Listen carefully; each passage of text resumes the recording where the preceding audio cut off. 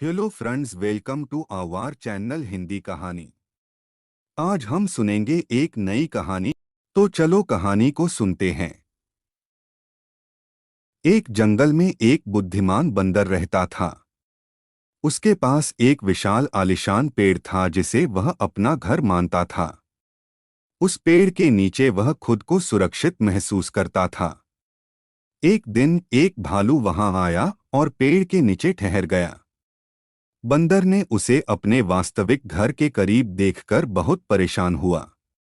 उसने भालू से कहा, यह पेड़ मेरा घर है, कृपया यहाँ से जाइए और अपना खुद का घर ढूंढिए। भालू धीरे धीरे उठा और बंदर के सामने खड़ा हो गया। उसने मुस्कुराते हुए कहा, यह पेड़ बहुत अच्छा और सुरक्षित है, मुझे यहाँ रहने में कोई चिंता नहीं होती। क्या तुम मेरी सहायता कर सकते हो और मुझे अपने घर में रहने की अनुमति दे सकते हो? बंदर थोड़ा समय सोचने के बाद रखरखाव के साथ उत्तर देने चला, ठीक है, तुम एक शर्त पर मेरे पेड़ के नीचे रह सकते हो, मुझे हर दिन खाने के लिए एक फल देना होगा। भालू खुशी खुशी मान कान गया और यह समझने लगा कि यह काफी आसान है। उसने बंदर को अनुमति दे दी और उसे एक नया घर बनाने के लिए खोजने के लिए निकल पड़ा। दिन बिताते हुए भालू बंदर के पास खाने के लिए आया। बंदर ने खुशी से उसे एक मीठा से फल दिया। भालू उसे खा गया और खुशी से अपने घर में वापस चला गया। यह चक्कर रोज चलता रहा। बंदर हर दिन एक फल देता और भालू उसे खा जाता। दिन बिताने के साथ बंदर ने भालू के लिए बहुत सारे फल के पौधे उगाए, जिन्हें वह खुशी खुशी खाने लगा। एक दिन बंदर और भालू मिलकर चल रहे थे। रास्ते में एक आदमी आया और बंदर के पास खड़ा हो गया। उसने बंदर को एक ताली दिया और कहा, इस ताली को तोड़कर मेरे सामने रख दो और मैं तुम्हें और फल दूंगा।